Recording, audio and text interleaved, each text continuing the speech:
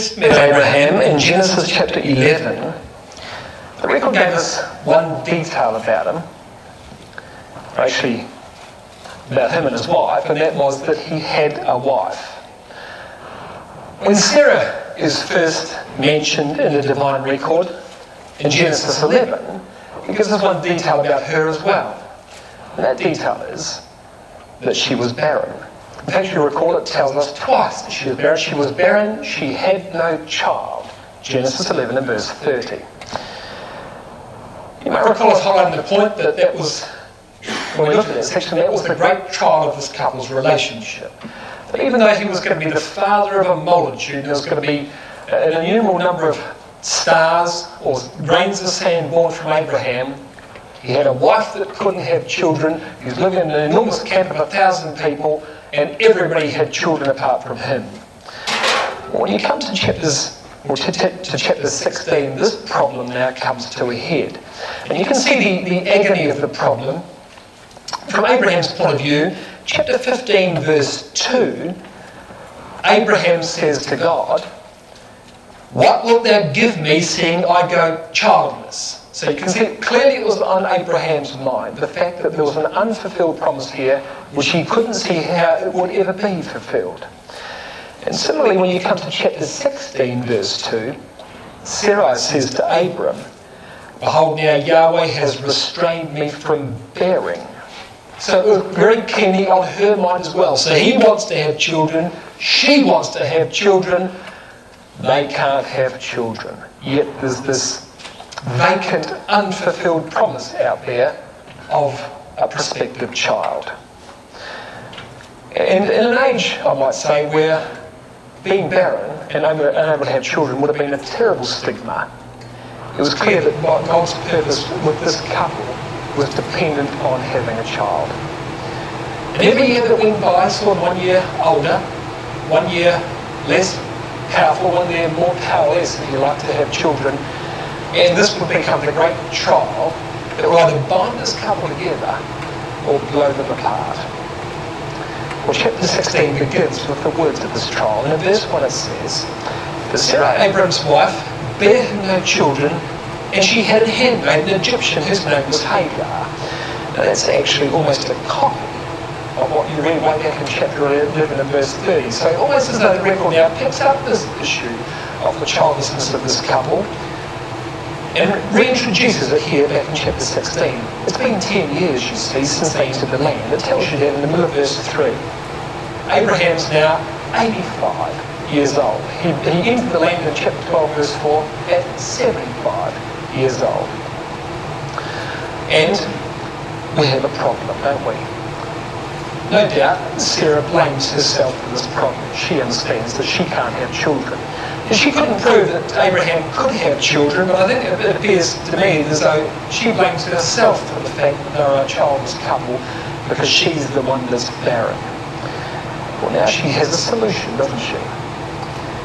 But perhaps because of all these years, for 10 years now, she's been the one holding up the purpose of God. She's going to present Abraham with a solution. This is very much like Abraham saying, well, the land is barren, I'm going to take a solution. He goes to Egypt. Sarah says, well, your wife is barren, I'm going to take a solution and go into my maid. Now, it might sound abhorrent to us for a wife to suggest something like that to her husband, but in these days, bear in mind that it was actually a commonly done thing.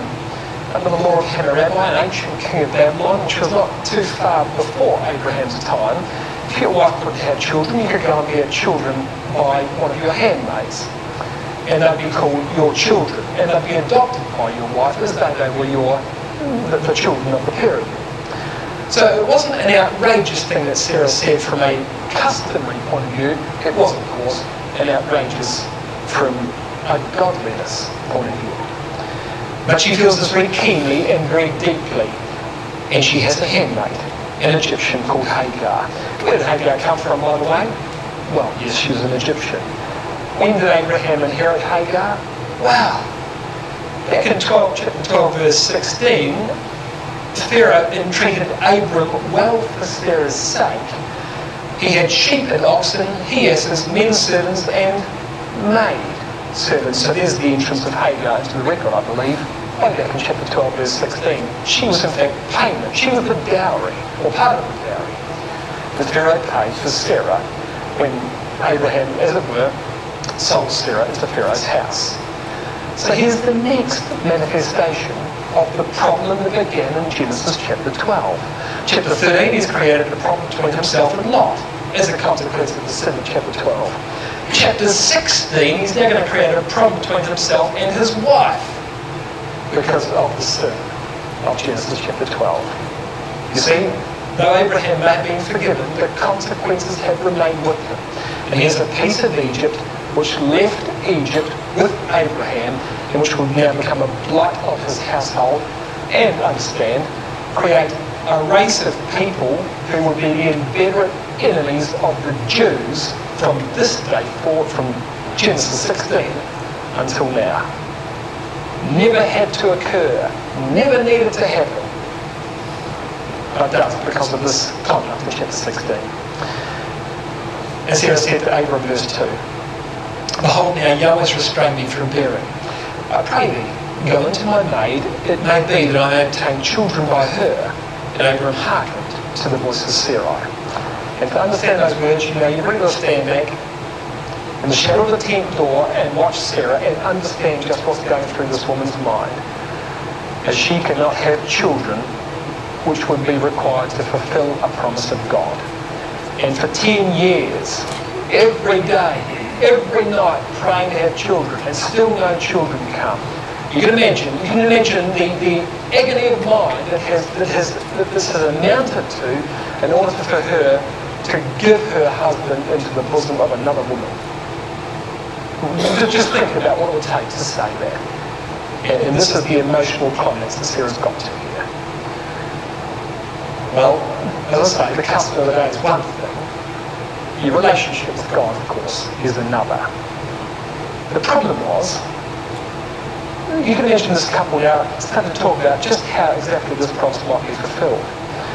And what you know at this point from chapter 15 and verse 4 is that God, when Abraham asked God whether Eliezer of Damascus was to be his child, that is to say, we can't have children, is the heir that you have promised me, is he perhaps to be an adopted child? And God says in verse 4, "No, Abraham, Eliezer is not the promise that I have in mind. Your seed will not be an adopted child. He will be a child of your own loins." So he's got to be a son of mine. But he didn't say he had to be a son of mine and Sarah's.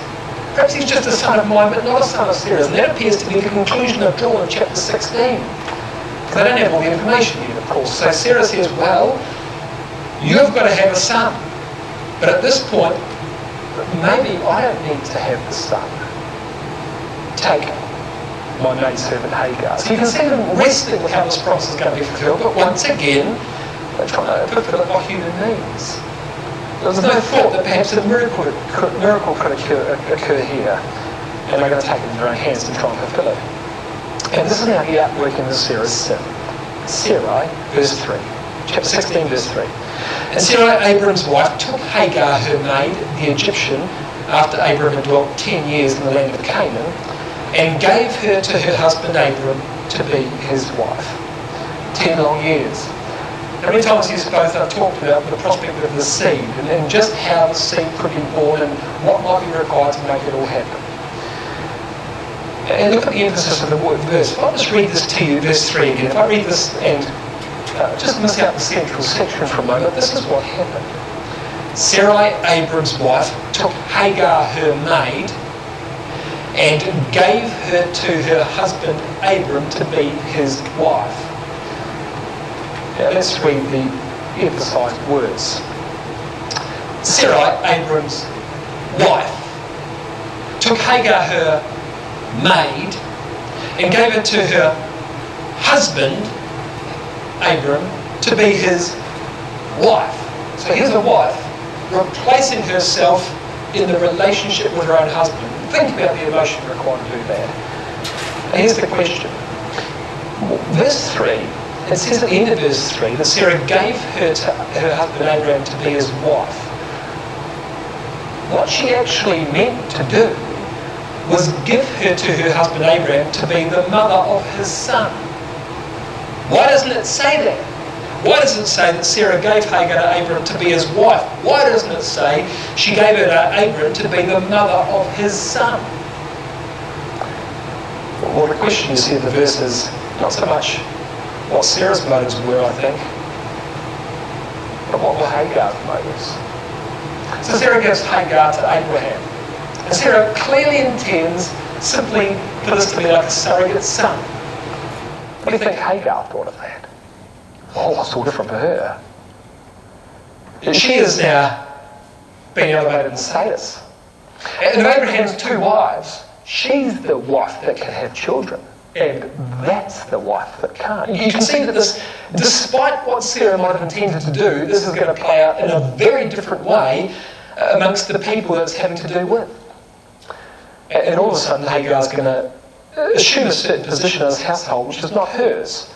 And that's going to cause enormous strife between her and her master Sarah.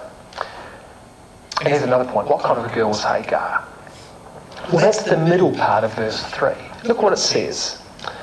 Hagar the Egyptian, after Abraham had dwelt 10 years in the land of Canaan. So Hagar's an Egyptian. She comes into Abraham's house, and after 10 years in the house of the father of the faithful, she's still an Egyptian. She never comes to the truth. Despite watching Abraham do the readings every night, every morning with his wife, despite the discussion, despite the fact that she's now watched them go and rescue Lot in chapter 14, despite the fact that the Bible had been talked about back and forth even between the herdsmen of Abraham's ecclesia, 10 years hasn't made 1 inch of impact on the mind of this girl. She's an Egyptian born, she's Egyptian when she dies. You know, she stays with Abraham for 25 years, more, until after Isaac's born, when she's finally exiled from the house with Ishmael because he mocked Isaac. She leaves the house in chapter 21 as Hagar the Egyptian.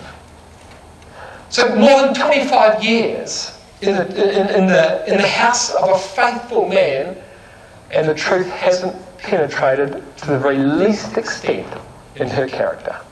Through and through an Egyptian. Couldn't countenance the truth ever. Not one bit. That's just what she was like. And now she thinks she's upstaged her mistress. You know, Proverbs speaks eloquently about this in Proverbs chapter 30. And this is exactly the situation with Hagar and Sarah. For 3 things the earth is disquieted, and for 4 which it cannot bear. Number 1, a servant when he reigneth. Why? Because here's a person who's ill-equipped to make administrative decisions, and all of a sudden he's got the casting vote. And the world is frustrated by that because he makes a fool of himself and votes the wrong way every time. He's just not equipped. A fool when he is filled with meat. So here's somebody who really doesn't have any ability, but happens upon success in life. And all of a sudden money falls their way and they think they've made it and they boast about it, and you put your teeth on edge because you think, oh, why did that have to happen to him? We're going to endure this for the next 40 years until the money runs out. An odious woman when she is married. And a handmaid that's heir to her mistress. So here's a handmaid who knows that when the mistress dies, she gets everything. She'll never do a conscientious day's work because she knows that everything she touches will one day be hers. And no matter how hard the mistress tries, she's never going to quite think of herself as the handmaid. These are things that the world cannot bear because it's dislocated the natural balance. These are things which are not sustainable. They cannot carry on as they are. And Sarah has just created a problem where her handmaid is now the mother of the family. And that's the problem of Proverbs 30 and verse 23. Nothing will ever be the same again between these two. Never can be. Never ever can be. Well, you can imagine how things would now change in this household. Hagar basking in the newfound love, as she perhaps would believe it, of Abraham. She's done something for Abraham that Sarah could never do, and that's now changed her status, or at least to her eyes, before Abraham. Don't forget, there's 1,000 people in Abraham's camp. quite an audience all watching what the leader of the ecclesia is doing this time. And the intrigue of the would be like watching the royals, wouldn't it? The intrigue in Abraham's family. And you can imagine how people would talk about this or that. Do they agree with Abraham's decision? Could they sympathise with it? You'd have the place taking sides on this. And they'd watch Hagar. She walks differently now. She casts her head back like this now. Everything's changed, and everybody would perceive it. Every adult would know exactly what was happening here. And how Abraham would one day wring his hands at following his wife's advice. Well, the camp's watching, and Sarah's watching. In verse 5, verse 4, he went into Hagar, she conceived, and when she saw that she conceived, her mistress was despised in her eyes. So now she hates Sarah. And Sarah says to Abraham, my wrong be upon thee. I've given my maid into thy bosom, and when she saw that she had conceived, I was despised in her eyes. Yahweh judge between me and thee. And all this emotion that has led to Sarah giving her husband into the bosom of another man to be her wife, all of a sudden is vented upon Abraham, you see. This is an enormous emotion that Sarah exhibits in verse 5 of this chapter. My wrong be upon thee. What does that mean? It means, may the responsibility for my wrong be upon thee. I gave the suggestion, yes, but you took it. You took the suggestion. It's your sin, not mine. And that wasn't quite true, but that's how she feels, you see. I mean, in a sense, she was right. Abraham hadn't exercised a basic leadership over his own family. And he had never taken care of a problem that was obviously developing between he and his wife. Abraham could simply have said that this will require a miracle. God will do it. We don't have to do it. He could have said that. I mean, there's no problem. This is chapter 16. Back in chapter 15, Abraham has no problem looking up at the sky and believing he can have that many children. Abraham had no problem believing, therefore, that God could do miracles. Why hasn't he conveyed that to his wife?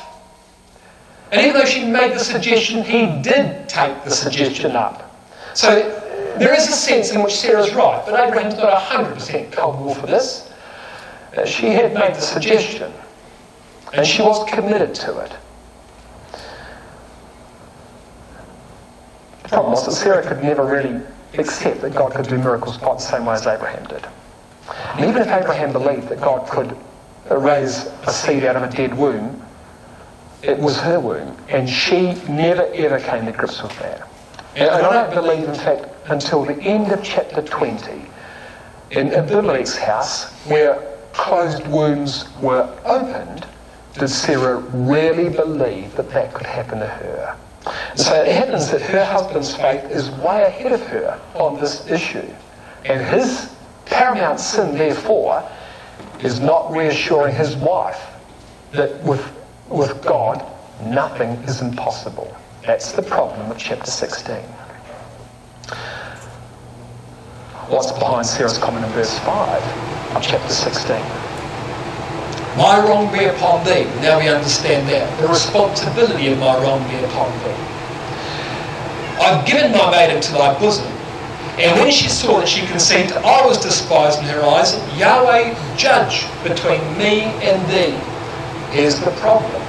I've given my maid into thy bosom. Do you know how serious that is? This is how serious that is. The bosom, you see, is the place that you reserve for your nearest and dearest friend. Clearly, your partner in life. Deuteronomy chapter 13, verse 6. If thy brother, the son of thy mother, or thy son or thy daughter, or even the wife of thy bosom, or thy friend which is as thine own soul entice thee, simply saying, let's go and serve other gods, don't do it. So if anybody suggests to you go and serve false gods, even if the wife of thy bosom suggests it, don't do it. You see what the significance of the bosom is here? Luke chapter 16 verse 22, it came to pass in the parable of the rich man and Lazarus that the beggar died and was carried by the angels into Abraham's bosom. Now this was the place that the Pharisees believed was reserved for Abraham's nearest and dearest friends, for those who would be in the kingdom of God. carried to Abraham's bosom in the, if you like, the mythological belief of the Pharisees. John 13 verse 23 at the Last Supper. There was leaning on Jesus' bosom who? One of the disciples. Not just one of the disciples, which one? The disciple Jesus loved. I've given my maid into thy bosom. You see what Sarah's saying here? I've prized myself from the place in your heart and I've replaced myself with somebody else. That's what it meant to Sarah, you see. This is an enormous wrench for this woman. And that's what she's done with Hagar in the context of her husband. And you can see Sarah confront Abraham, tears streaming down her face. You're responsible for that, she'd say. I've given my maid into your bosom, she says. Now she despises me. You've caused this problem, Abraham. And in the heat of all this emotion, out it comes at the end of verse 5, Yahweh judgment between me and thee. That's a sin for the judgment seat, she says. That's going to come up again. Well, you can see how emotional Sarah is, just how seriously she takes it. So what's her problem? What's she actually saying? Well, I think she's saying this. I know my reasons for giving Hagar to you. What I don't know are your reasons for taking her. Your reasons for taking her. That's the issue between you and God. Oh. Well, how would you, if you're a husband, how would you deal with that? I mean, what's done is done. Hagar's with child. It's not like you can just say, let's roll the clock back and do this again. Not so simple. The problem is here, you see, we've got a woman here who really doesn't know her own husband's mind on this issue. And this is an enormous trial upon this marriage. But she's gone too far in what she's said. And there's a great lesson here. You know, often in life, decisions can be made which strain the relationships between people. And things are said which aren't really meant in quite the strength that they come out. But in the heat of the moment, the words come together and perhaps they rhyme and out it comes and it was said extremely well, but really you don't mean what those words actually did. And in the heat of the moment we say things we later regret. And when that happens to you, when it's said to you, it is enormous wisdom to follow the instruction of the Proverbs and return a soft answer that turns away wrath. Proverbs 15 verse 1. Or Proverbs 19 verse 11. The discretion of a man deferreth his anger. Abraham could have met fire with fire and said, well, how about that? And just whose idea was this that I dreamed up? I mean, he could have meant that with sarcasm and they would have walked to opposite sides of the family, wouldn't they? And there would have been a fair silence for a long time. Proverbs 15 verse 1, he returns a soft answer. Proverbs 19 verse 11, he's going to defer his anger. Proverbs 19 verse 11 in fact says, the discretion of a man deferreth his anger, and it is his glory to pass over a transgression. What does he do? Now look carefully at, this is not bad for Abraham. On the spot, accused of a crime, to choose his words this carefully. Verse 6, Abraham said to Sarai, behold, thy maid is in thy hand. Do to her as it pleaseth thee. What's my point? My point is this. Behold, thy maid, not Hagar. They all knew who her name was. He doesn't call her by her first name. He divorces himself from any relationship with this woman. Thy maid, he says, is in thy hand, not my bosom, thy hand. Do to her as it pleaseth thee. Your choice. You deal with her. If she's broken the relationship you have, I will not stand in the way of that. You do to her what is appropriate, whatever is appropriate. Now, I might add, where it says here, do to her as it pleaseth thee, your margin says, do to her that which is good. It doesn't mean do whatever you like. It means do what's right. You take the appropriate action, like the action of a woman of God. Don't just react, but deal with her. And when Sarai dealt hardly with her, it says that Hagar fled from Sarah's face. And you wonder when you read verse 6, well, did Sarah actually take Abraham's advice or not? Did she do what was good? Did she actually do what was right with Hagar? She dealt hardly with her. Well, yes, I believe she does do what Abraham said, and she gets a divine endorsement for this, because she said this phrase, dealt hardly with her. Imagine tells you she afflicted her. That's exactly the same phrase that you find in verse 9, when the angel says to Hagar, when she's run off out into the desert, return to thy mistress and submit thyself under her hands.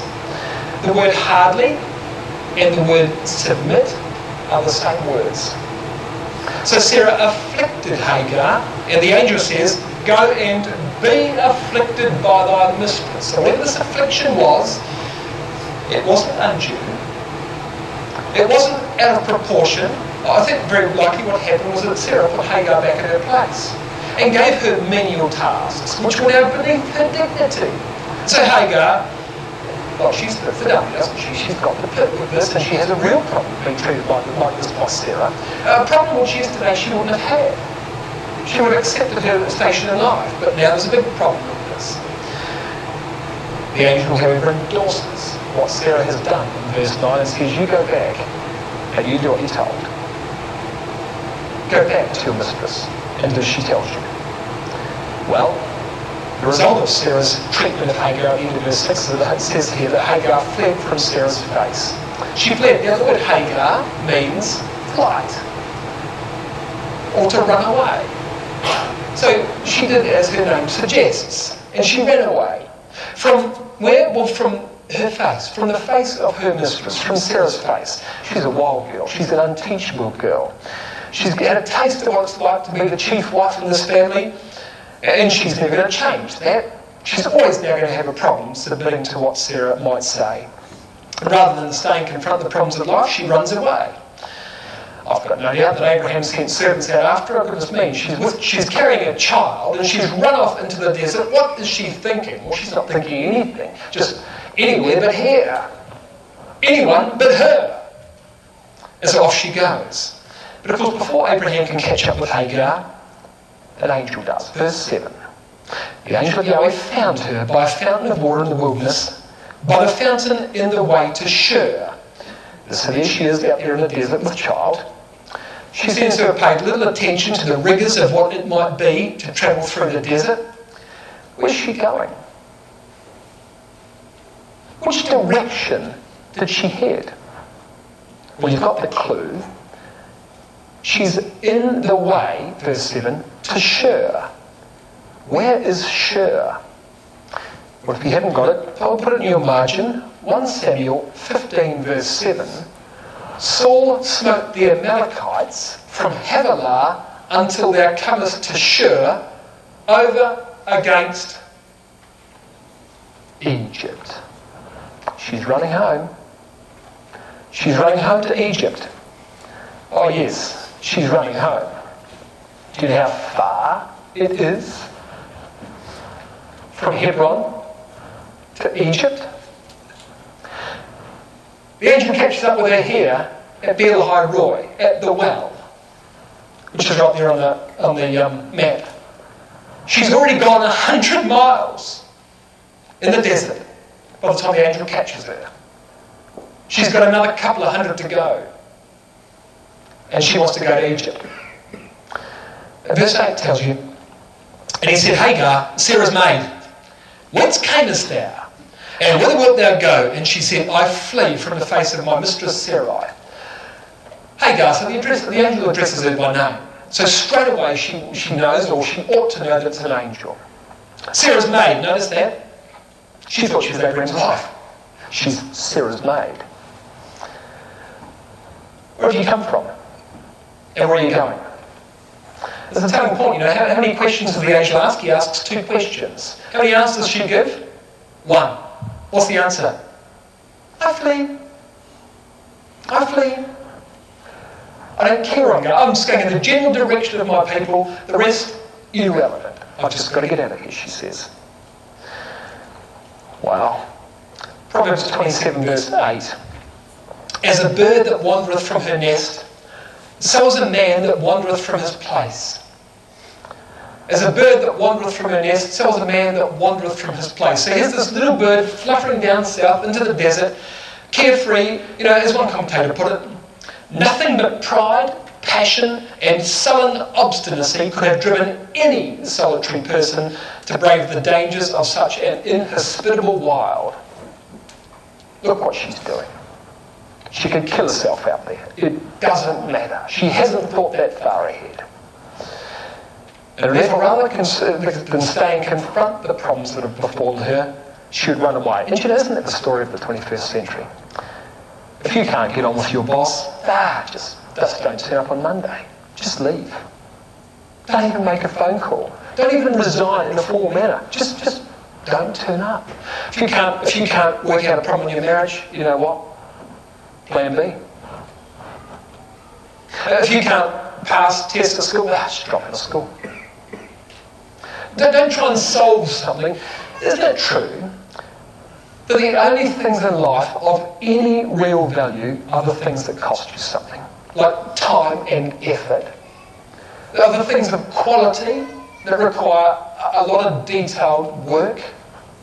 Isn't it true that the character of Jesus Christ that we're all trying to develop takes a lot of effort? And isn't something that just comes naturally or easily because it's something of great value? And if we develop that thing of great value, it'll be immortalised into the kingdom age. And that the spirit that this girl shows here is the very opposite spirit of the truth. The spirit of truth is one of excellence, of continual preparation, of learning from your mistakes and getting up and trying again. That's the spirit of the truth. This is the opposite. This is the spirit that says run away, forget your problems, you'll find a solution at the bottom of a glass. That's the solution of Hagar. The opposite kind of approach to what the Bible declares is right. Well, the angel continues this conversation. And look at the conversation that's happening here. It's very curious things. You read verse 9 through 11. Here's the conversation the angel has with Hagar. I'll read it to you. Look at this conversation. The angel of Yahweh, verse 9, says to her, return to thy mistress and submit thyself unto her hands. And the angel of Yahweh said to her, I will multiply thy seed exceedingly, that it shall not be numbered for multitude. And the angel of Yahweh said to her, behold, thou art with child, and shalt bear a son, and shall call his name Ishmael, because Yahweh has heard thy affliction. Wouldn't you say that's a bit of a strange conversation? Do you know, I think there's a proverb that describes this conversation. Put in your margin, it's in Proverbs 29, verse 19. A servant will not be corrected by words, for though he understand, he will not answer. This is a one-sided conversation. And the angel's speaking, she doesn't say a word. And the angel speaks again, she doesn't say a word. The angel speaks again, she doesn't say a word. It's a conversation. But only half of it is audible. What's happening here? And you can see the phrase, verse 9, and the angel said. Verse 10, and the angel said. Verse 11, and the angel said. This is actually a conversation. One person speaking with their mouth, the other person speaking with their mind. And in fact, the angel's answering her. Because he reads minds. He knows what she's thinking. And so the angel answers Hagar. She doesn't say a word. Because Proverbs 29 verse 19 says, of course she doesn't say a word. So you know what I think happened? I think the conversation probably went something like this. In verse 9, the angel of Yahweh said, return to thy mistress and submit thyself under her hands. But if I do, I'll belong to her, and I'll then be childless for life. But I will multiply thy seed exceedingly, that it shall not be numbered for multitude. Well, how can that be if the child's Sarah's? Behold, thou art with child. Thou shalt bear a son, and call his name Ishmael, because Yahweh has heard thy affliction. In other words, despite Sarah's intention, I don't want this child, says God. At least not as the promised seed. This is not what this will be your child. You will name the child.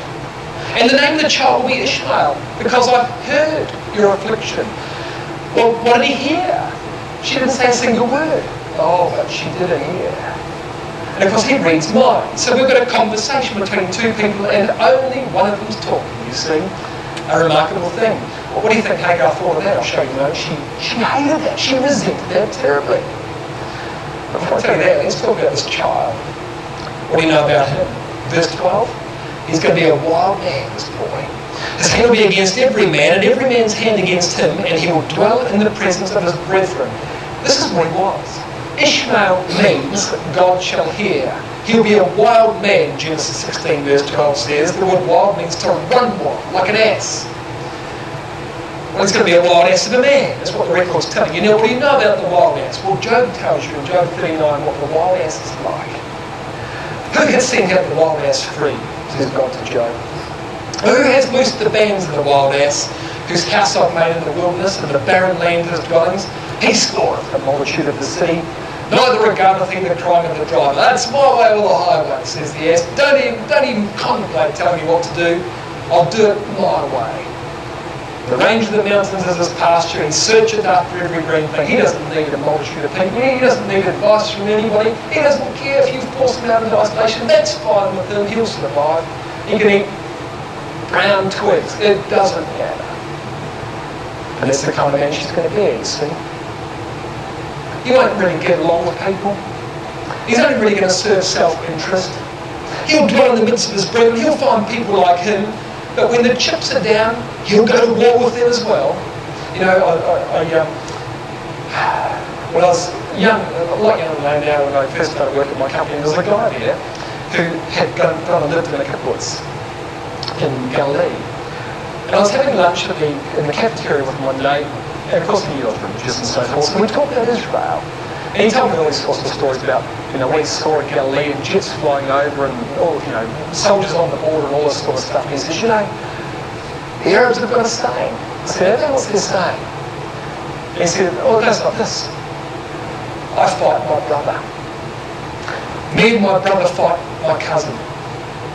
Me and my brother and my cousin fight the stranger. His hand will be against every man. I thought, Genesis 16 at the time, I thought, you don't even know what you're saying, Steve. You've got no idea. That's exactly what he was like. And whilst the Jews are there, he might unite against the Jews. If the Jews left, he'd go straight to war with his cousin. Once he wiped them out, he'd go to war with his brother.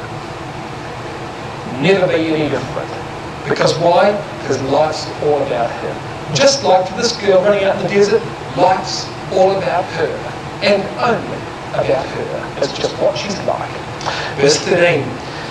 And she called the name of Yahweh that spake to her, Thou God seest me. For she said, Have I also here looked after him that seeth me? Now what's behind that?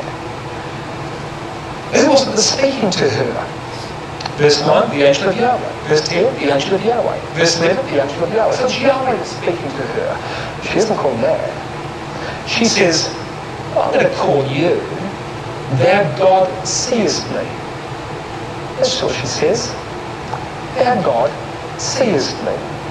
In the Hebrew, it's the word God is the word El, and seest me is the Hebrew word Roy. El Roy. That's who you are.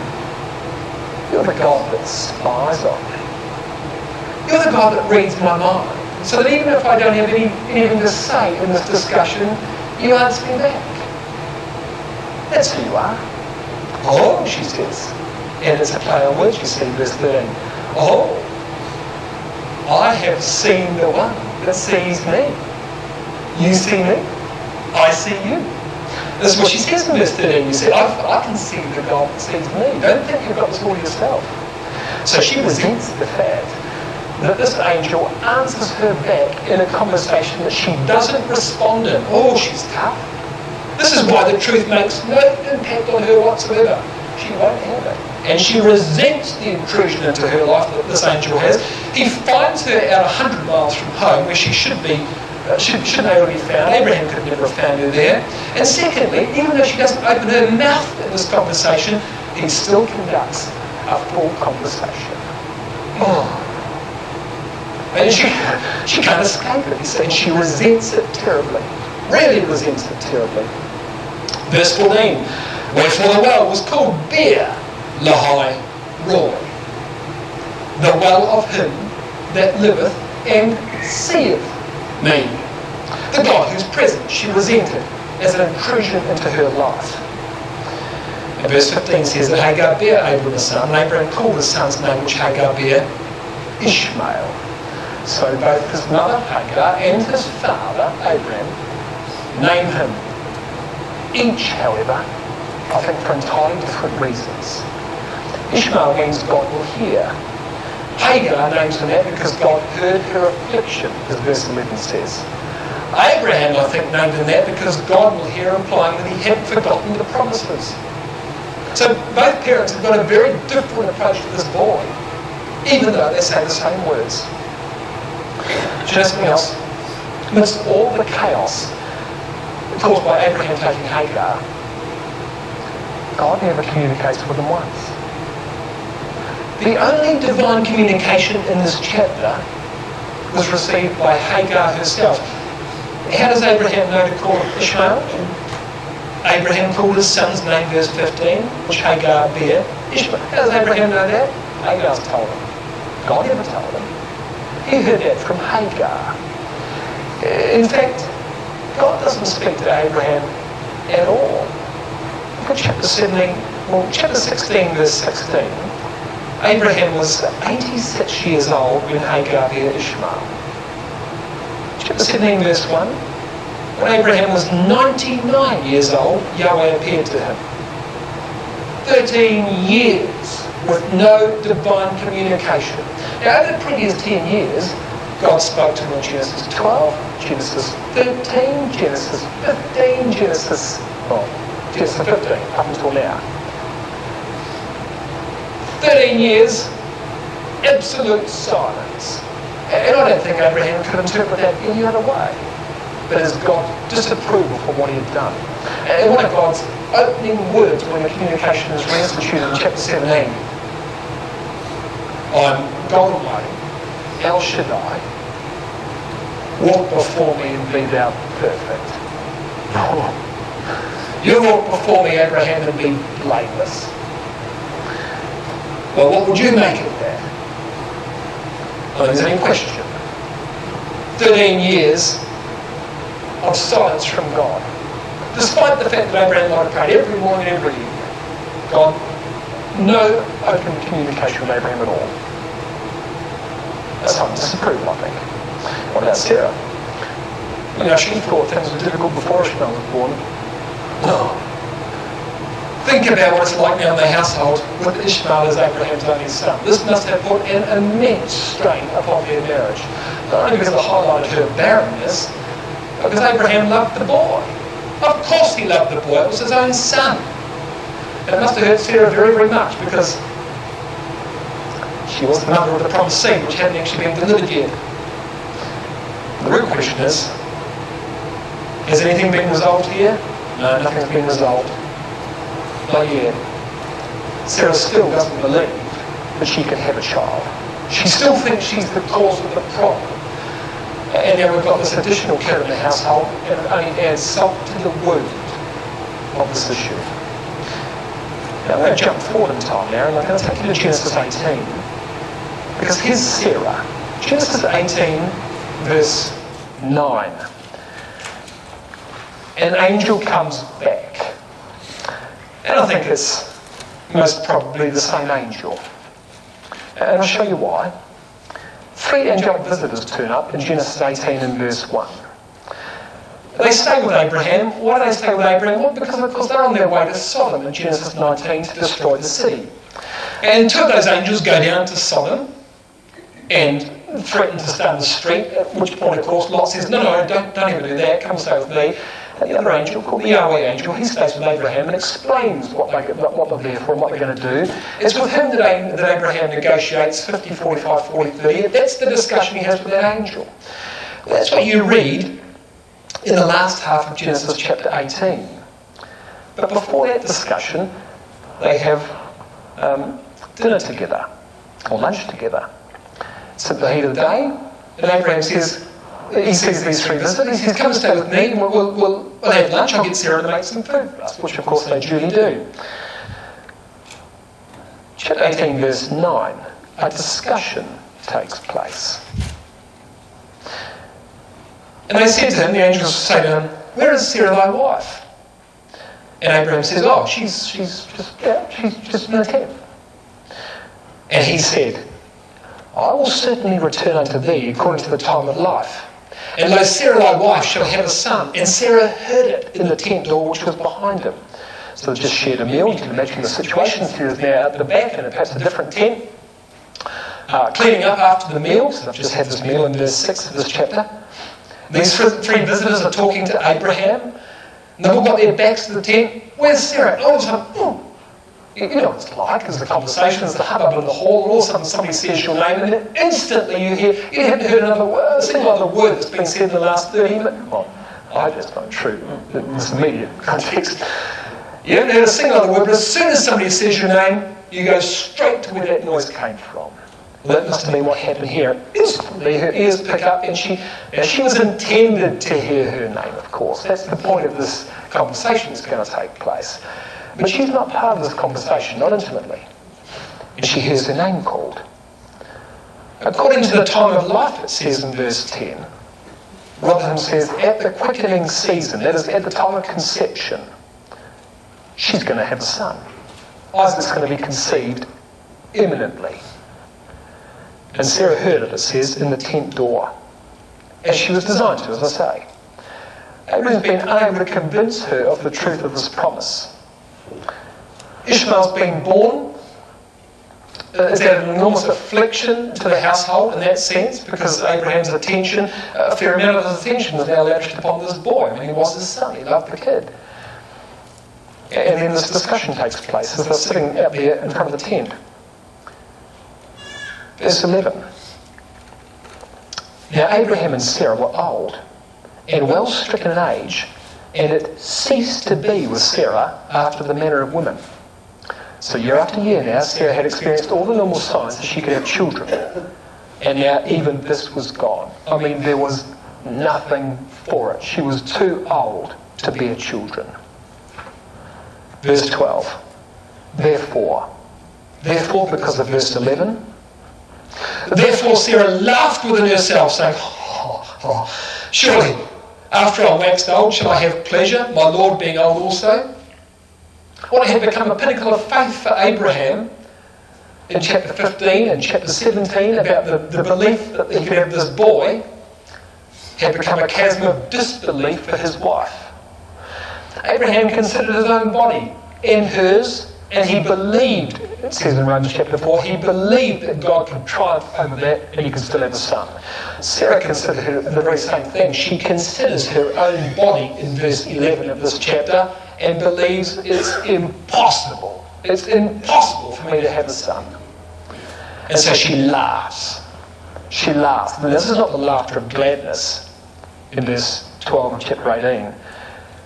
This is the laughter of despair. But ridiculous. It's impossible. Shall I have pleasure, she says. My Lord being old also. The word pleasure means delight. And this is the problem. She's terrified. She's absolutely terrified. Terrified of what? Terrified of believing that this could happen if it might not. Terrified of putting too much emotional hope on the fact that one day she'll have a child of her own. So much was her attachment to this issue, she dare not believe for fear of being hurt. It's just not worth it. I better just to show it all and not believe that God can do it, because it would mean too much to me. And the angel responds. Verse 13. Yahweh says to Abraham, why did Sarah laugh? Why did she say, shall I of a surety bear a child which am old? But you'll notice in verse 12, Sarah did not laugh out loud. She laughed within herself.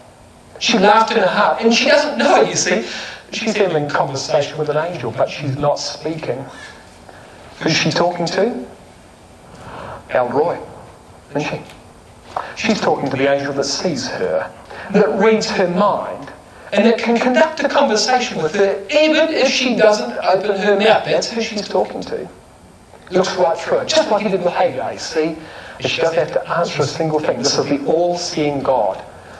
The God that we serve, before whom we are naked and open to his eyes. Verse 14. Is anything too hard for Yahweh? I tell you, at the time appointed I will return to thee according to the time of life, and Sarah shall have a son. And that was her mistake. She limited the power of God, you see. And often do we do that? Oh, look, I could never do this or that, we might say. I could never be like this or that. It's all right for that brother or that sister, but if they were brought up in my circumstances, they would be just like I am. Is anything too hard for Yahweh? Is there anything too hard for Yahweh? At this point, Sarah comes out of the tent. Verse 15. Then Sarah denied. I did not laugh, she says. I did not laugh, for she was afraid. And he says, yes, you did. So all of a sudden, the conversation becomes audible. So she's having a conversation in her heart with the very same angel of chapter 16, and then she becomes verbal about it. She says, I did not laugh. And he says, you did so laugh. Don't lie to me. She's absolutely afraid. I mean, here you are having a conversation without even opening your mouth. What can you say next? And she denies it. And even that, there's no point denying it. And this is the conversation. You know, it tells you in verse 12 that she laughed within herself. And that was where the problem was. Because when all this is done, Hebrews 11 and verse 11 says, through faith also Sarah herself received strength to conceive seed, and was delivered of a child when she was past age, because she judged him faithful that had promised. Through faith Sarah herself received strength to conceive seed. And whereas Hagar resented the intrusion of this angel into her life, Sarah believes and is strengthened by it. That's what happens here. And when Isaac was born, in chapter 21 and verse 6, she says, God's made me to laugh, so that all that hear will laugh with me. So there's no question that exactly what was said here actually happened, and she never ever forgot the nature of this conversation. Never ever forgot it. So here's the final point.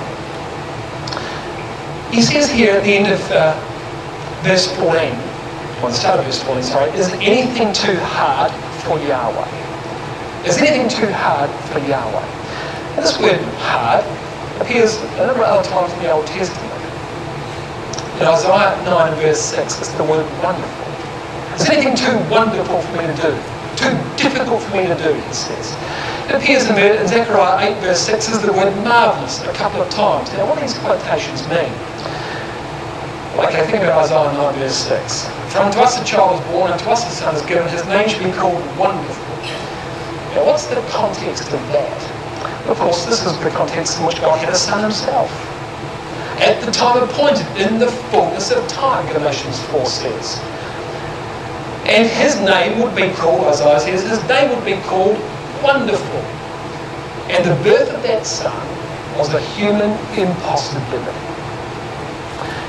And you know, interestingly enough, when the angel Gabriel came to Mary, in Luke chapter 1 verse 37, he tells her explicitly, with God, nothing is impossible. I'm going to call him wonderful. So that's the birth of God's literal son. What about the birth of God's national son? Zechariah 8 verse 6. Thus saith Yahweh of armies, if it be marvellous in the eyes of the remnant of his people in these days, it should be marvellous in my eyes, saith Yahweh of armies. If you think it's too hard for me to gather the nation of Israel back to the land, and put them in the kingdom of God as a nation, do you think it's too hard for me? Just because you think it's too hard, do you think it's too hard for me, he says. So God says, I don't think it's too hard. Brothers and sisters, to convert the nation of Israel to the truth, as far as we're concerned, might be a human possibility. Every time they win a war, every time they have some triumph, they say they've done it by the strength of their own right hand. They won't convert to the truth before Jesus Christ returns. But God says, it's going to happen. And even if you think it's too hard, I don't think it's too hard at all. But there is one thing that is too hard. That stupid girl running out there in the desert. 25 plus years in the house of the father of the faithful, and the truth didn't make one single dent in her character. God can do nothing for her. Because even though he might bear a son, and even though he might bear a nation, what he will not do is manipulate your mind to be a faithful respondent to the truth. That's a matter of personal choice. Even the Lord Jesus Christ could not convert Judas, but he tried everything he could. That man was too hard. So is anything too hard for Yahweh? Well, yes, some things, but only one thing really, you and me. Not because God can't make us do whatever he wants, but we've got to do it willingly. And achieving that is often too hard. So sadly, of all the things that are human impossibilities, which are not impossibilities for God, that girl out there in the desert in Genesis 16 was an impossibility for God. The defining trial in the marriage of Abraham and Sarah was the trial of barrenness. Having first received the promise of a seed 10 years ago, Sarah gave up on the belief that she would be the mother of that seed. Her recommendation to Abraham was disastrous and had the opposite effect to that intended. For her part, Hagar was equally unbelieving after 10 years in Abraham's house. Her reckless flight into the desert displayed her unbroken, obstinate, stubborn disposition. She would flee from problems rather than confront them. For her, trial was an intrusion by God rather than the development of character. Trial, including the trial of delay, is a necessary part of our character development. The tension it generates should cause us to turn to God, because with God, nothing is impossible.